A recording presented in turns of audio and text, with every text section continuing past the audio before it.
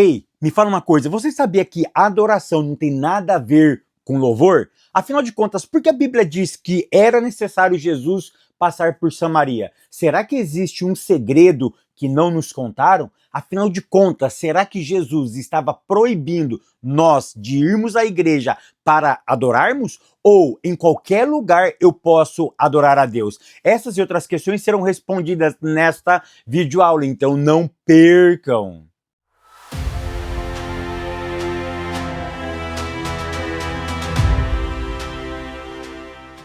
A paz, queridos, que bom estarmos aqui novamente no nosso programa semanal da Escola Bíblica Dominical para darmos sequência à nossa série de estudos bíblicos baseado no Evangelho de João. Para quem não me conhece, eu sou o pastor Fábio Segantin. Se você é novo aqui no nosso canal, não perca essa oportunidade, porque aqui desse lado tem o botãozinho vermelho, clica nele e se inscreva. Por quê? Porque todos os dias, é isso mesmo, todos os dias tem vídeo novo aqui no nosso canal. E se você for um inscrito, o YouTube vai lhe avisar quando eu postar algo novo no nosso canal. E não esqueça também de curtir esse vídeo, de deixar o seu comentário e de compartilhar. E não esqueça também de ativar o sininho, porque se você não ativa o sininho, o YouTube não avisa quando eu postar algo novo no nosso canal. E afinal de contas, será que adoração tem alguma coisa a ver com música? Ou música é, na verdade, uma espécie de adoração? Afinal de contas, por que era necessário Jesus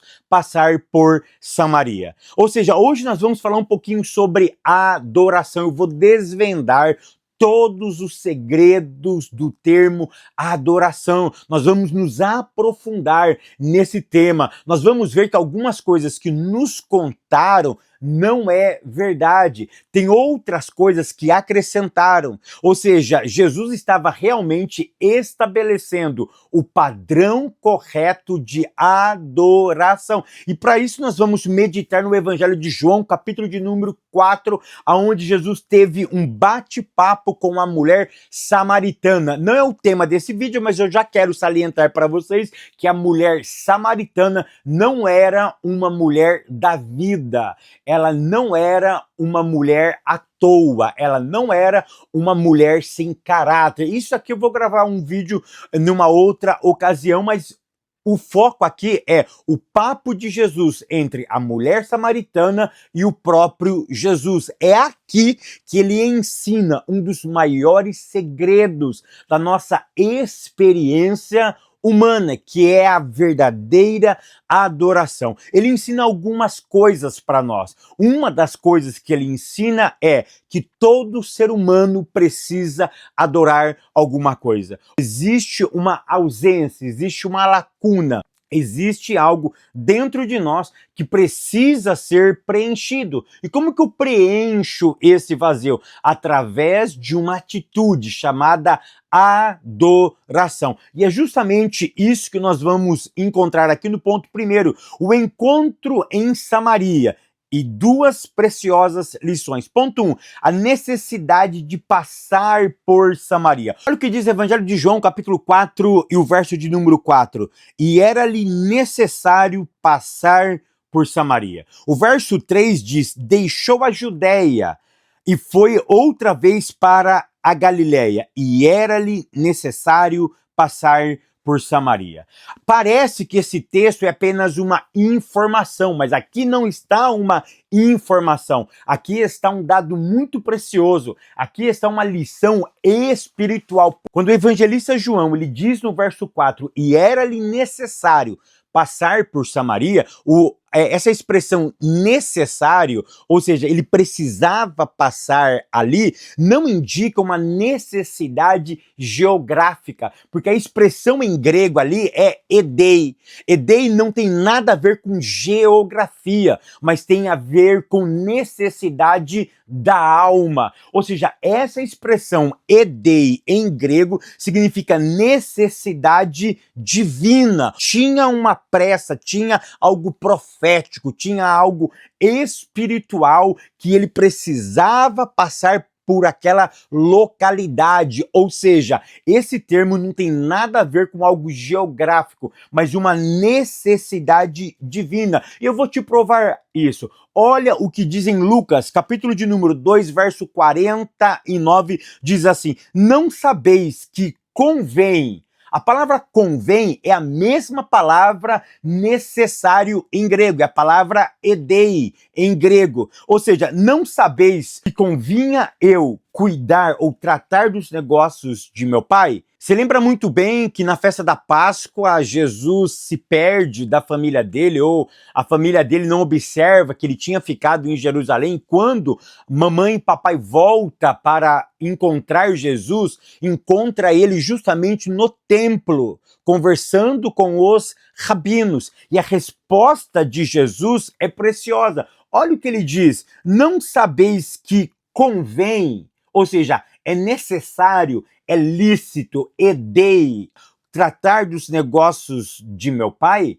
Esse termo é um termo espiritual, é necessário, é uma atividade divina. Olha o que diz em Lucas, capítulo de número 24 e o verso 26. Porventura, não era necessário, olha a expressão de novo, edei, necessário que o Cristo padecesse estas coisas para entrar na sua glória? Ou seja, novamente, a expressão edei tem a ideia de necessidade espiritual. Não é simplesmente uma necessidade sociológica, uma necessidade geográfica, uma necessidade do próprio ser humano, mas isso estava na agenda divina. A expressão edei significa necessidade divina, estava dentro do plano de Deus.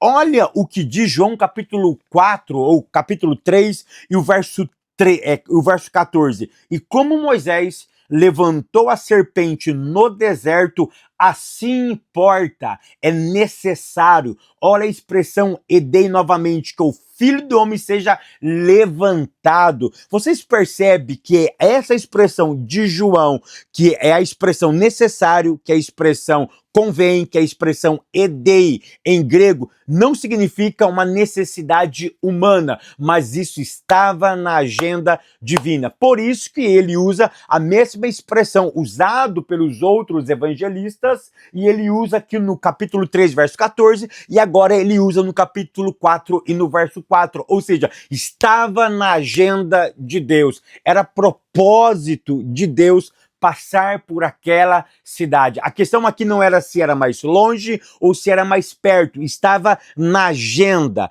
Ter um encontro com uma mulher, ter um encontro com alguém que era desprezado, estava na agenda atender um povo menosprezado pelo povo judeu. Estava na agenda, estava na lista, ou seja, era tipo um checklist. Ele tinha que passar por ali, porque estava na agenda do Eterno. E aí eu entro no... Antes disso, eu preciso mostrar para vocês o que grandes sábios falaram sobre essa expressão. Olha o que diz William Hendricks. Ele diz o seguinte: a necessidade de Jesus passar por Samaria foi ditada não pelo terreno, mas pela obediência ao plano divino. Ele tinha um encontro marcado com uma alma sedente. Olha o que diz Carson. Carson diz o seguinte: João usa esse tipo de construção para indicar necessidade divina. Jesus está cumprindo o plano soberano do Pai,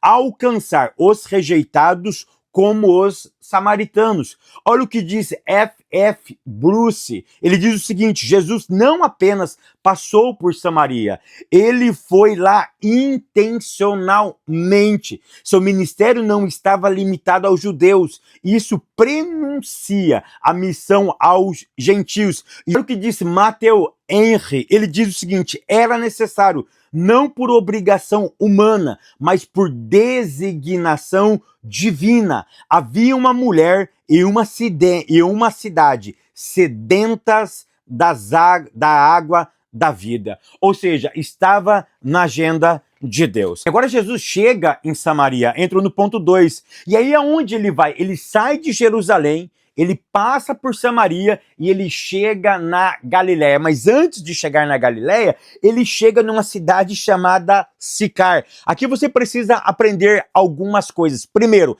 essa mulher não era uma prostituta. Essa mulher não era uma mulher sem caráter. Essa mulher não era uma mulher que não tinha credibilidade dentro da sociedade. Se quer que eu te provo? Está no texto. Se ela era uma mulher da vida, sem prestígio, quando ela sai da cidade dela e ela chega até a capital, o que acontece? Ela conta a notícia e as pessoas acreditam naquela notícia. A primeira coisa que eu aprendo é, se ela fosse uma pessoa desqualificada, a sua palavra não teria nenhum crédito. Então presta atenção, daqui um pouco eu vou postar um vídeo acerca sobre a mulher samaritana com mais profundidade. Mas Jesus chega na cidade de Sicar e ali nessa cidade, nesse local, para ser preciso, tinha um posto.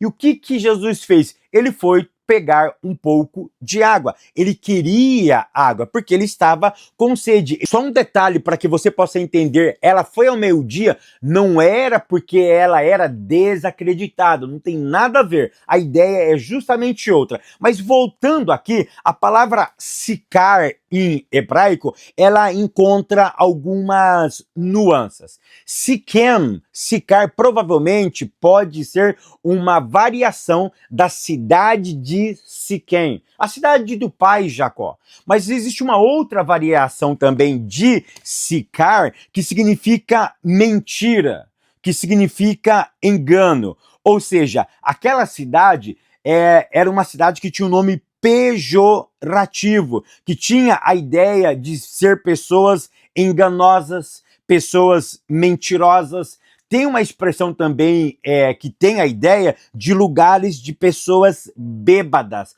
ou seja, pessoas sem credibilidade. Mas por quê? Porque a história dos judeus com os samaritanos era uma história triste, era uma história de menosprezo, era uma história de um grupo de pessoas que não tinham o direito de possuir, de ter a mesma intimidade que os judeus tinham. Por isso que talvez a expressão sicar, ela significa bêbado, ela significa mentiroso, ou seja, é um local pejorativo, aonde os judeus identificava aquele povo como um povo insignificante dentro da sua própria religião. E é justamente nesse local que Jesus vai ter um encontro com uma mulher e ele desvenda um dos maiores mistérios da Bíblia Sagrada. Aonde eu devo adorar? Aonde? Qual é o local específico que eu me dobro, que eu dobro meu joelho, que eu crio uma conexão com o divino. E é justamente isso agora que essa mulher vai perguntar. E a pergunta aqui é de uma mulher aflita.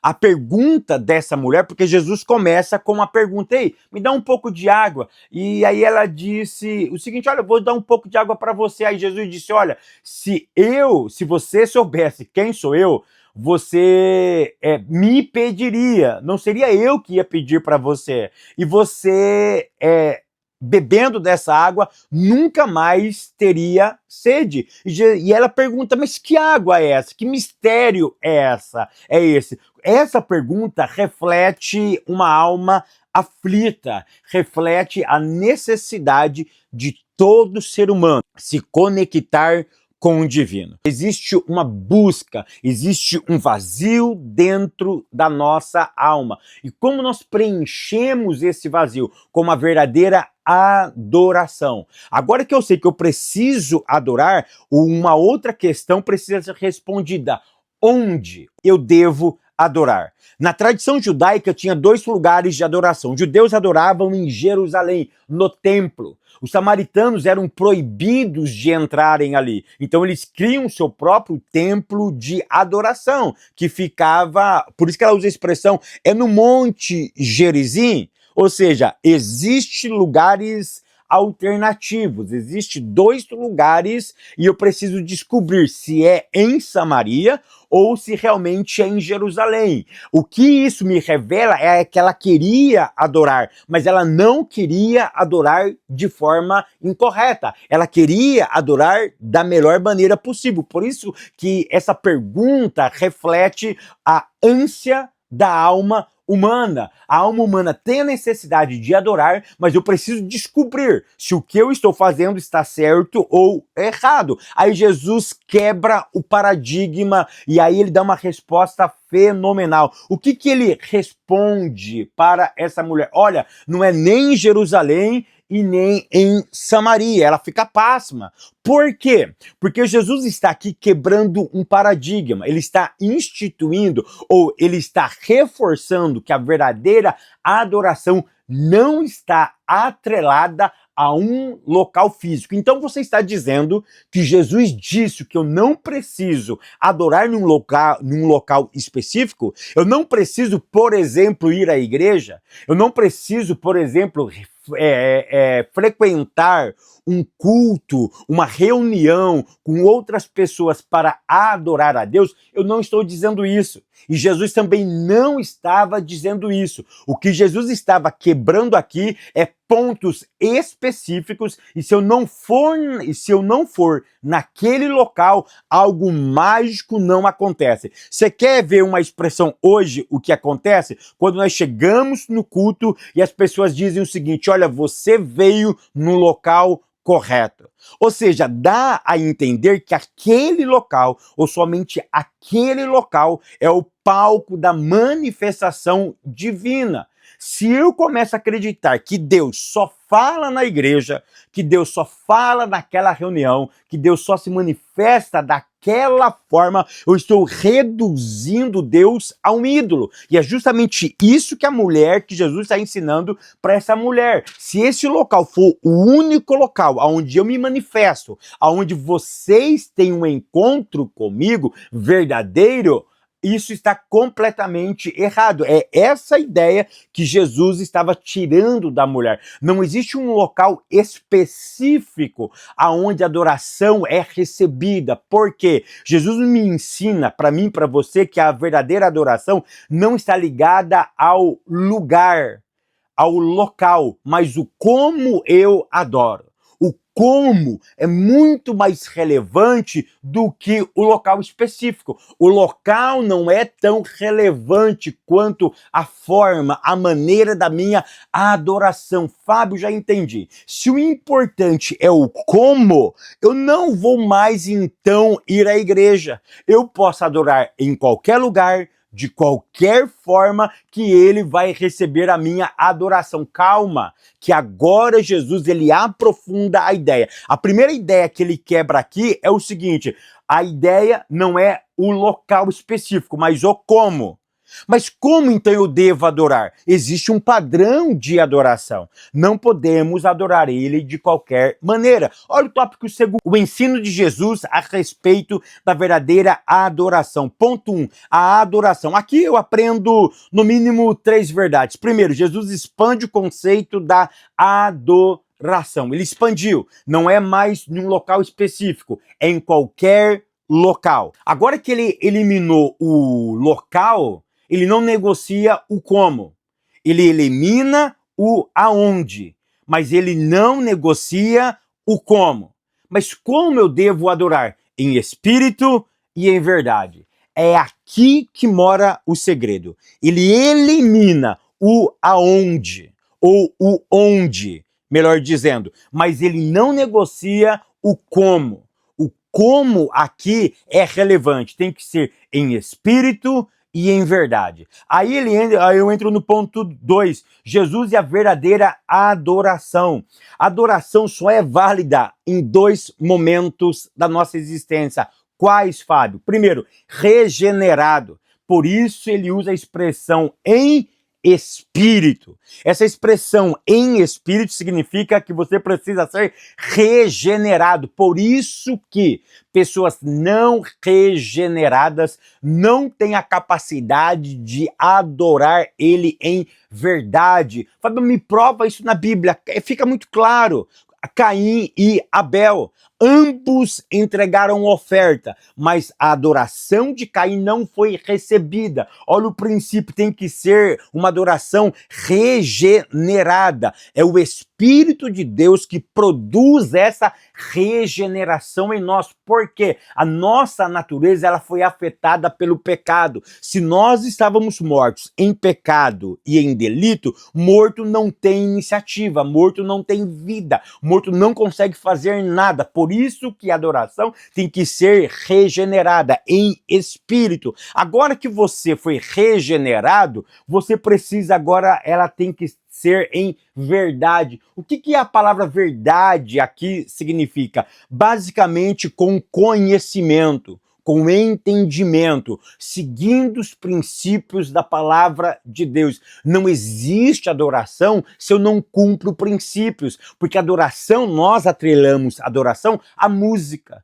Uma música cantada, uma música tocada. Eu tenho a ideia de que eu estou adorando. E é claro, se você já foi regenerado, a música, a expressão verbal, tem a capacidade de fazer você se conectar com o divino. Mas Jesus, em nenhum momento aqui, ele usou instrumentos musicais para aferir a verdadeira adoração. A aferição da adoração não está no timbre da sua voz, não está justamente se você canta ópera, se você canta no seu estilo musical. A verdadeira adoração aqui está no seu estilo de vida, porque se ela é em regeneração, em espírito e em verdade, isso mostra o quê? Um estilo de vida. Se é um estilo de vida, a nossa vida, ela ganha um outro patamar. Eu preciso começar a cumprir princípios das Sagradas Escrituras. Se eu não cumpro princípios,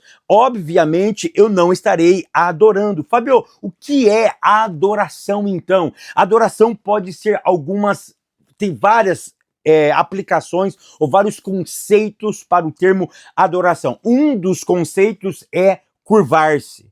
O outro conceito é servir dentro de um ritual. E um outro conceito é um conceito mais amigável, que usa a expressão beijar-se. Eu quero ficar com esses três conceitos, mas existe um conceito na língua hebraica fenomenal. Você sabia que quando a Bíblia diz que Adão ele tinha que trabalhar, esse verbo trabalhar lá no original hebraico significa adoração, porque adoração não é você cantar. Adoração, enquanto você está vivendo a sua vida no cotidiano, você está adorando. É essa a ideia de adoração. Quando Deus diz para Adão, Adão cultiva, planeja, faça as coisas acontecerem aqui nesse lugar que eu te plantei, no jardim do Éden, essa expressão significa literalmente você estará me adorando. A palavra serviço ali é a adoração. Por isso que no hebraico, avodá é o serviço judaico. Por isso que ele usa a expressão serviço. Serviço dentro da língua hebraica significa adoração. E deixa eu te ensinar um segredo aqui. Sabia que não existe adoração sem dor? É isso mesmo. Olha o que diz, a Bíblia diz lá em Romanos capítulo 12, verso 1, o quê? Rogo-vos, pois, irmãos, pela compaixão de Deus, que apresenteis os vossos corpos como sacrifício vivo. Quem está escrevendo isso? É um judeu, é um rabino. Ele conhecia da tradição judaica. Ele usa a expressão holocausto. O que significa holocausto em hebraico? Queimado por inteiro. Ou seja, uma adoração que não tenha dor, que não tenha lágrimas, que não tenha um sacrifício, ela não é uma adoração verdadeira. Vale salientar que na tradição judaica, na tradição bíblica, existem 5 tipos de ofertas e apenas um tipo de oferta que não precisava de sacrifício. todos os outros tipos de sacrifício todos os outros tipos de ofertas precisava de sacrifício. Qual é a ideia de Paulo em Romanos capítulo 12, verso 1? A verdadeira adoração tem que ser embriagada, tem que estar misturada de dor. Ou seja, eu preciso aprender a renunciar para eu ter um encontro com Deus. Por isso que essas três expressões aqui, ela é fenomenal. Curvar-se é um tipo de adoração, é quando você se prostra, quando você se curva diante de Deus. Quando você serve dentro de uma ritualística, vale salientar que a ritualística é proveitosa. Olha, o sacerdote tinha uma maneira de entrar, tinha uma maneira de colocar o pão asmo, tinha uma maneira, ou o pão da proposição, tinha uma maneira de acender as velas no candelabro dentro do lugar santo, ou no lugar santo, no lugar santíssimo, tinha a arca da aliança, tinha uma maneira correta de adorar a Deus. Isso é uma maneira de adorar a Deus, uma maneira que você se prostra, que segue uma ritualística. A ritualística não engessa o soberano, mas existe também aquela adoração do beijar, existe aquela adoração da proximidade, existe aquela adoração onde você abraça, onde alguns gritam, alguns extrapolam, onde alguns realmente se jogam no chão, outros começam a cantar altos, se gesticular. São maneiras diferentes de adorar aquele que vive para todo sempre. Ou seja,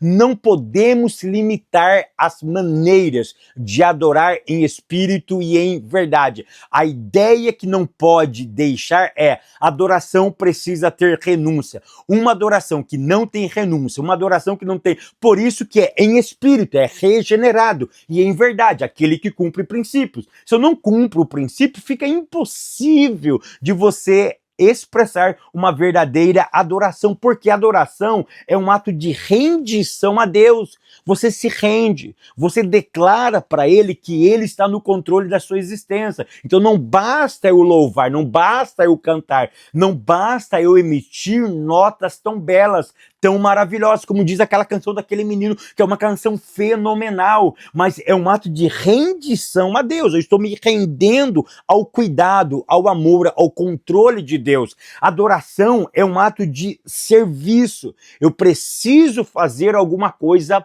para Deus. Eu preciso fazer alguma coisa que Ele me peça. Mas como que eu faço alguma coisa para Deus? Anota aí. Quando eu faço para o outro, eu estou fazendo para Deus. Então, quando eu estou ajudando o próximo, quando eu estou sendo um filantrópico, quando eu não minto, quando eu não faço falso testemunho, quando eu não gero intriga, eu estou adorando a Deus. Você adora a Deus quando você para de mentir. Você adora a Deus quando você ajuda um necessitado. Porque essa ideia de que você cuida da sua vida e eu cuido da minha, ela não é uma ideia bíblica. Porque a adoração não é simplesmente o eu. Por isso que o Pai, Ele é nosso. O pão, ele é nosso. A ideia da coletividade é uma ideia bíblica. É por isso que eu não posso viver uma vida de adoração isolado. Eu preciso estar em conexão com outras pessoas. Quando eu me conecto com outras pessoas, eu estou completando, eu estou realmente vivendo o ápice da adoração. Por exemplo, a adoração já existia antes do pecado. Você sabia disso? A adoração não é algo exclusivo após o pecado. Tão verdade é que os anjos foram criados para adorar a Deus em espírito e em verdade. E me responda uma coisa: se os anjos ficam cantando Santo, Santo, Santo, Santo é o Senhor dos Exércitos, cá entre nós, se nós estamos aqui há 6.000 anos, vamos supor que os anjos já estão fazendo isso há 6.000 anos. Tudo que você faz repetidamente enjoa. A minha pergunta é: por que os anjos cantando 24 horas,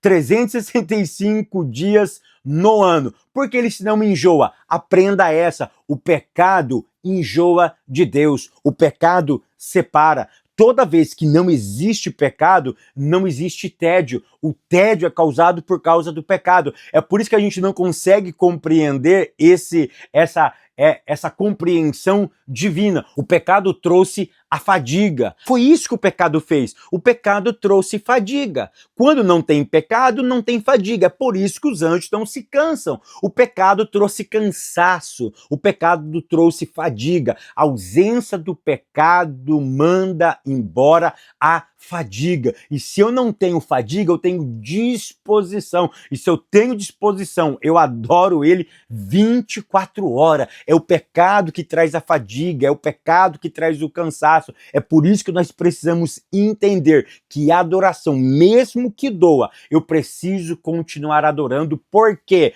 Porque ele é soberano, ele é o regente, ele é aquele que governa nos céus e ele governa na terra. Guardando contigo, te abençoe, te prosperando, te espero no próximo vídeo, querendo Deus.